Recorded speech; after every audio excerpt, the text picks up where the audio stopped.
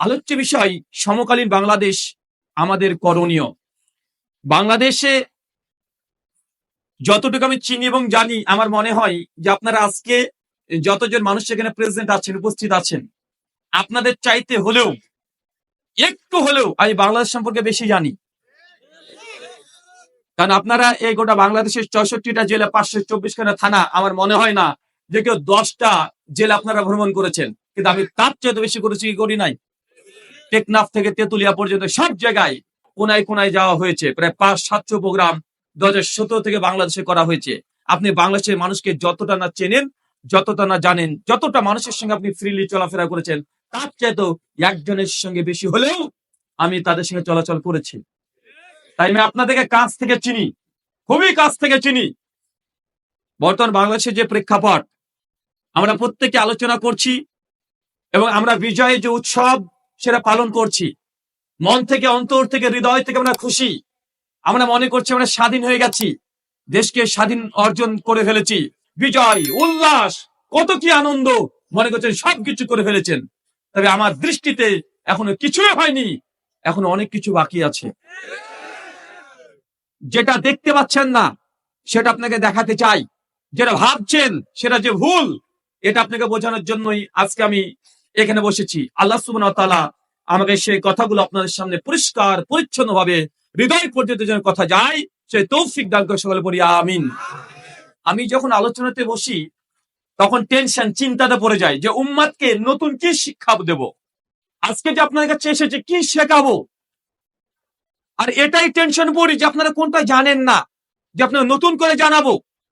এই যতগুলো শ্রোতা আছে, আমার মনে হয় যে তারা প্রত্যেকেই ইসলামের এমন কোন বিধি বিধান, ফরজ, ওয়াজিব, সুন্নাত, নফল, এমন একটা বিধান নেই যে আপনারা জানেন না। কোনটা জানেন না? সব জানেন আপনারা। দীর্ঘদিন ধরে আলোচনা চলছে, একই আলোচনা বারবার, কতদিন ভালো লাগে বলেন তো? এই ঘুরে ফিরে এক, সুদ, ঘুষ, জেনা, ব্যভিচার, আর কতদিন একই কথা। আমার পূর্বে বক্তা বলছেন, তার পূর্বের বক্তা বলেছেন, জুমার খুতবাতে বলা হয়েছে, আবার এখন এসে আপনাকে এই কথাগুলো বলতে হবে। আর কতদিন? মানে আপনারা জানেন না এমন কোন ইসলামের শরীয়ত নেই। আমার দৃষ্টিগত সবকিছু জানেন, সমস্যা আপনি মানেন না। কে জানেন না? কেউ যদি সালাতকে পরিত্যাগ করে দেয় সে কাফের হয়ে যায়। এই হাদিস আপনাদের জানা আছে না? মান তারাকা সালাতা মুতাআম্মাদান ফাকাদ কাফারা। যে ব্যক্তি ইচ্ছাকৃত নামাজকে ত্যাগ করে দেয় সে কাফের। সহিহ মুসলিম 253 নম্বর হাদিস, সবাই আছে, সবাই জানেন এই হাদিস। আরে মুসলমান তো জানে, হিন্দুরাও জানে যে সালাত পরিত্যাগ করে নামাজ না পড়লে সে মুসলিমই না, বা জানে না? তারপর যদি ফজরকে 20 জন মানুষ না হয়, আমরা কি করতে পারি? দীর্ঘ 34 বছর ধরে শেখ আব্দুর রাজ্জাক বিন ইউসুফ হাফিজাহুল্লাহ বাংলাদেশের এই প্রান্ত থেকে সেই প্রান্ত সব জায়গায় একই কথা 34 বছর ধরে চিৎকার দিয়ে জোরে জোরে ধমকি আপনাকে বলে আসছে, কেউ যদি জেনে বুঝে 1 টাকা সুদ খায়, মায়ের সঙ্গে জেনা করলে যে পাপ হয়, আপনি একাই সেই পাপ করছেন। তারপরে যদি সুযুক্ত অর্থনীতি আপনার বাইরে থাকে, আমরা কি করতে পারি? আপনি হাদিসগুলো জানেন না? কেউ যদি 1 টাকা সুদ দেয়, মায়ের সঙ্গে জেনা করলে যে পাপ সেই পাপ হয়। তো নতুন করে কি আপনাকে বলা হবে? আমরা কত চেষ্টা করছি আপনাদেরকে জানানোর জন্য। আপনারা জানবেন, আপনারা মানবেন, গ্রহণ করবেন, পরকালে নাজাত পাবেন। কত কোয়ালিটির বক্তারা এসে বক্তব্য দিয়ে বোঝানোর চেষ্টা করছে, মানানোর চেষ্টা করছে। আরবিতে বলছে, আপনারা বুঝতে পারবেন না, বাংলাতে অনুবাদ করে দিয়ে বলা হচ্ছে। অনেক মানুষ বাংলাতে শুনবে, কিন্তু সুর চাই, বক্তারা সুর দিয়ে বলছে, গজল দিয়ে বলছে, তাতেও হচ্ছে না। হাদিস নাম্বার, পৃষ্ঠা নাম্বার, লাইন নাম্বার, আর কত কিভাবে বললে আপনারা মানবেন বলেন তো? আর কত কষ্ট করতে হবে আপনাদের জন্য, মানানোর জন্য কত করতে হবে? লাইন নাম্বার পর্যন্ত বলে দেওয়া হচ্ছে। তারপর যদি উম্মত যদি না গ্রহণ করে, আমাদের কি করণীয় আছে কে জানে না। লা ইয়াদখুলুল জান্নাহ, ওই ব্যক্তি জান্নাতে যাবে না। আল কাতে, যে সম্পর্ক ছিন্ন করে দিয়েছে। তারপরে যদি বোন যদি জমির ভাগ যদি ভাইয়ের কাছে আসে, যে আব্বার জমির ভাগ দাও বড় ভাই, আপনার চোখ লাল হয়ে যায়, বোনকে ধাক্কা দিয়ে বাড়িতে বের করে দিচ্ছেন, খবরদার জমির ভাগ বলে আসবে না। যদি আছিস আমার বাড়ির সীমানায় তুই পা দিবি না। আছে না? কথা বলেন। সম্পত্তির ভাগ নিয়ে আপন বোনের সঙ্গে রক্তের সম্পর্ক ছিন্ন হয়ে যাচ্ছে। 2 ভাই মারামারি, চাচার সঙ্গে ভাতিজার মারামারি, আছে না? কথা বলেন। এই হাদিস তো আপনি জানেন যে আপনি জান্নাতে যাবেন না জাহান্নামে যাবেন যদি রক্তের সম্পর্ক যে ছিন্ন করেন। তারপরে যদি আপনি ছিন্ন করেন, তাহলে আমরা কি করতে পারি কে জানে না। শেখ আব্দুর রাজ্জাক বিন ইউসুফ 34 বছর ধরে বলছে, মেসাউন কাসিয়াতুন আরিয়াতুন, উলঙ্গ নারী পোশাক পরেছে, তারপরে উলঙ্গ, এই নারী জাহান্নামে যাবে, জান্নাতে যাবে না। এর বিষয়ে জানা নাই? জানা তো তোর কোনো মুখস্থ হয়ে গেছে। তারপরে যদি আপনার মা বোন আর যারা আছে, আপনার যদি প্রতিবেশী নারীরা যদি উলঙ্গ অবস্থায় রাস্তায় চলে, আমাদের কি করার আছে? কি করতে পারি? জোর করবো আপনাদের উপরে? আর কতবার কিভাবে বললে আপনারা গ্রহণ করবেন? কিভাবে? তার জন্য আমি এই বিষয়গুলো নিয়ে আলোচনা করতে চাচ্ছি না, কারণ এইগুলো জানেন না এমন কোনো বিষয় না, সবগুলো জানেন, মানছেন না। পরকালে আল্লাহর সামনে দাঁড়াবেন, মুখখানকে উজ্জ্বল হবে না, মানে কুচকুচে কালো হবে, সেদিন আপনি আল্লাহর সামনে বুঝে নিয়েন। এর চাইতে বড় করে ভালো করে বলা আমাদের সম্ভব নয়। এর জন্য আলোচ্য বিষয় নিয়েছি সমকালীন বাংলাদেশ আমাদের করণীয়। সমকালীন বাংলাদেশ মানে আপনারা এখন স্বাধীন, নিজেদেরকে স্বাধীন মনে করছেন, মনে করছেন দীর্ঘদিন পর আপনারা স্বস্তির একটা নিঃশ্বাস ফেলছেন, তাই না ভাইজান? অনেক আনন্দে আছেন, অনেক কিছু আপনারা অর্জন করে ফেলেছেন, এগুলো আপনি ভাবছেন। চলেন, মনে রাখবেন আজ থেকে 70 বছর আগেকার ইতিহাস দেখেন, মাত্র 70 বছর আগেকার ইতিহাস, বেশি দূর যেতে হবে না। বাংলাদেশ ছিল না, ছিল পাকিস্তান, ছিল আফগানিস্তান, কাশ্মীর, নেপাল, ভুটান, এগুলো কিছু ছিল? ছিল না। কি ছিল? ভারতবর্ষ, ইন্ডিয়া, গোটাটাই ভারতবর্ষ। 150 বছর আগের ইতিহাস চলে যান, গোটা ভারতবর্ষ মুসলিমরা 800 বছর শাসন করেছে। কত বছর? একটা দুইটা বছর নয়, 100-200 বছর নয়, 800 বছর মুসলমানরা শাসন করেছে। অনেক দিনই ভাইরা বলে যে আহলে হাদিস, এরা দিন কায়েমের কথা বলে না, এরা রাষ্ট্রে যে ইসলাম থাকবে এ কথা বলে না, দিন যে কায়েম করতে হবে এ কথা বলে না। আমি একটু উল্টো করে বুঝি, কি জানেন?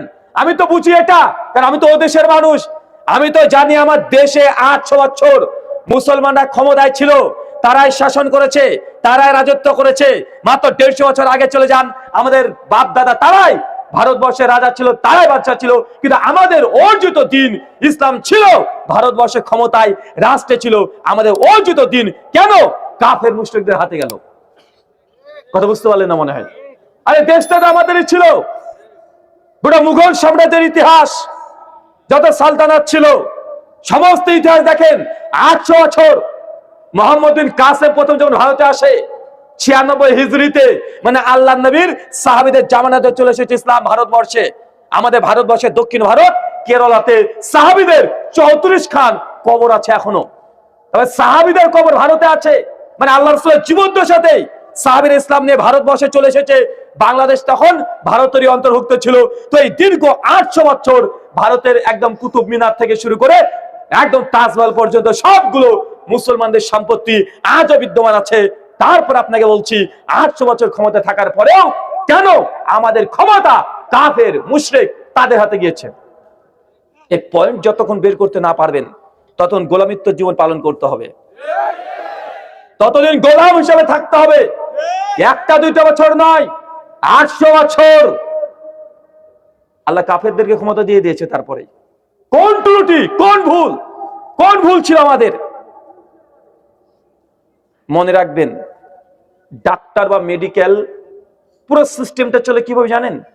যখন আপনি ডাক্তারের কাছে যাবেন, ডাক্তার প্রথম চেক করে যে রোগীর, যে এই ব্যক্তির এই অসুস্থতা হয়েছে, কেন হয়েছে, আগে কারণ বের করে। কি বের করে বলেন তো? সমস্যা কি, সমস্যাটা আগে বের করে। যতক্ষণ সমস্যা বের করতে না পারছে, ডক্টর যদি তার গোটা মেডিকেলে যত ঔষধ আছে সবগুলো খাইয়ে দেয়, রোগী ভালো হবে? আপনার পেটে ব্যথা, এখন যদি হার্ট সার্জারি করে, পেট ব্যথা ভালো হবে? তাহলে কি করতে হবে? আগে সমস্যা বের করতে হবে। আমরা দীর্ঘ 800 বছর ভারতে রাজত্ব করেছি, ভারতবর্ষে ক্ষমতায় ছিলাম। আমাদের ক্ষমতা কেন কাফের মুশরিকদের হাতে গিয়েছে? কোন কারণে, কোন ভুলের কারণে? এই ভুলটাকে বের করতে হবে। যতক্ষণ বের না করবেন, ততক্ষণ ইসলামী বিপ্লব ঘটানো সম্ভব নয়। একইভাবে দেখেন স্পেন দেশ, কোন দেশ? স্পেন। মুসলমান কতদিন ছিল ক্ষমতায়? এখানে 800 বছর, এখানে 800 বছর। আজকে বাংলাদেশের স্পেনে ভিসা লাগাতে যান, এমবেসিতে যাবেন, যে স্পেনে ভিসা নেব, মুখে যদি দাড়ি থাকে আর নামে পূর্বে যদি মোহাম্মদ থাকে, লাথি মেরে আপনাকে বের করে দিবে। অথচ 800 বছর এখানে ক্ষমতায় ছিলাম। কত বছর? 800 বছর। দেখেন ফিলিস্তিনের বাইতুল মুকাদ্দাস, আজকের দিনে কত সুন্দর চমৎকার করে, কোনো ভয়হীন, ভয় নেই, আনন্দে খুশিতে বাংলাদেশের মানুষ আপনারা কি করছেন? আজকে ওয়াজ শুনছেন, খাওয়া দাওয়া করেছেন, স্ত্রীদেরকে নিয়ে এখানে এসে ওয়াজ শুনছেন, কোনো ভয় নেই, কোনো ভীতি নেই, আনন্দ উৎফুল্ল ফুরফুরে মেজাজ। কিন্তু 1 বছর 2 মাস ধরে এখন মধ্যে মুসলিমদের নির্যাতন চলছে ফিলিস্তিনে, এখনো চলছে। মাত্র 5 দিন আগে 500 রকেট হামলা আবার নতুন ভাবে করা হয়েছে। খবরগুলো পাচ্ছেন না? মুসলমান আমরা তো এক দেহ, একটা দেহ। যদি ফিলিস্তিনে যদি একটা মুসলিম যদি হত্যা হয়, তাকে যদি হত্যা করা হয়, আপনি বাংলাদেশের যদি নিজেকে মুসলিম দাবি করেন, আপনার ব্যথা দিয়ে উঠবে। এটা হচ্ছে মুসলিম। 1 বছর 2 মাস নিরন্তর ভাবে হত্যা চলছে, রাহাজানি চলছে, আমাদের কোনো চেতনাই নেই। ফিলিস্তিনে বাইতুল মুকাদ্দাস ইহুদিদের দখল, ভারতের বাবরি মসজিদ মুশরিকদের দখল, জ্ঞানবাপী মসজিদ 5 দিন আগে আবার দখল করে নিয়েছে। কয়েক হাজার মসজিদকে তারা ঘোষণা করে দিয়েছে মন্দির করে দিবে। চলছে কাজ, চলছে না ভাইজান? চলছে। অথচ দেশগুলো আমরাই শাসন করেছি, আমরাই ক্ষমতা ছিলাম। কেন? আমাদের ক্ষমতা অন্য জাতির হাতে গিয়ে মুসলিম জাতি পুরো বিশ্ব জগৎ আজকে নির্যাতিত, নিষ্পেষিত, লাঞ্ছিত, বঞ্চিত, পদদলিত। মাদ্রাসা মানে গোটা বিশ্ব জগতে মনে করা হয় মাদ্রাসা মানে সন্ত্রাসের আতুর ঘর।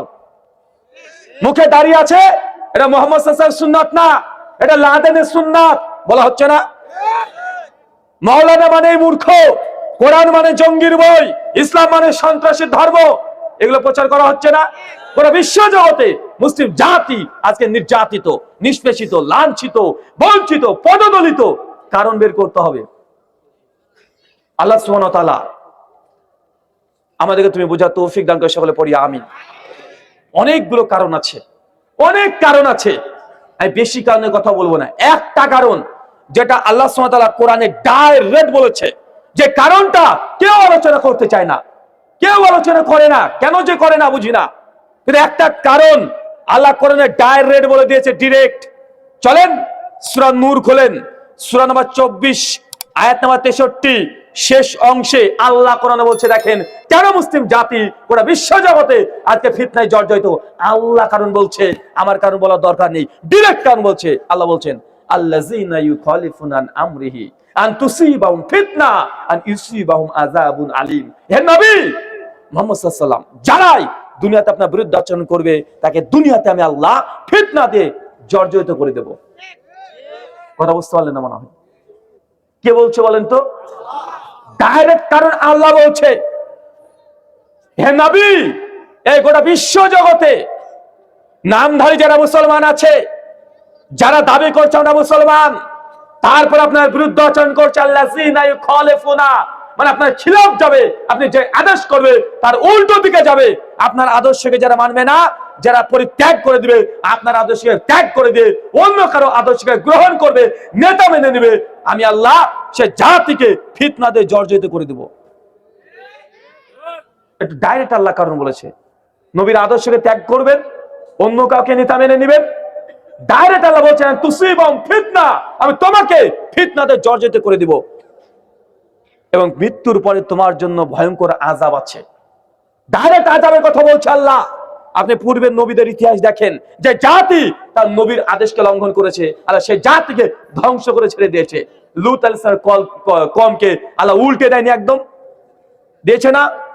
যত জাতি ছিল, 8 জাতি, সামুদ জাতি, ফেরাউন, এত বড় সমুদ্রের মধ্যে আল্লাহ তলে দিয়েছেন না?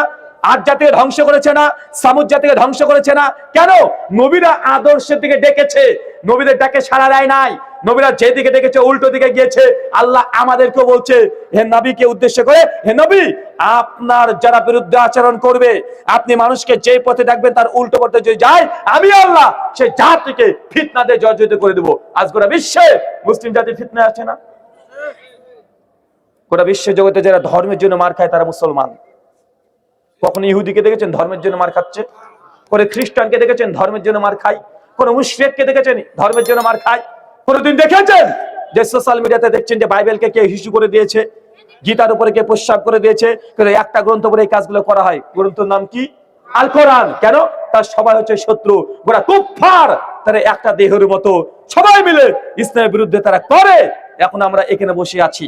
আল্লাহ সুবহানাহু ওয়া তাআলা তুমি আমাদের বোঝার তৌফিক দান করো সকলে।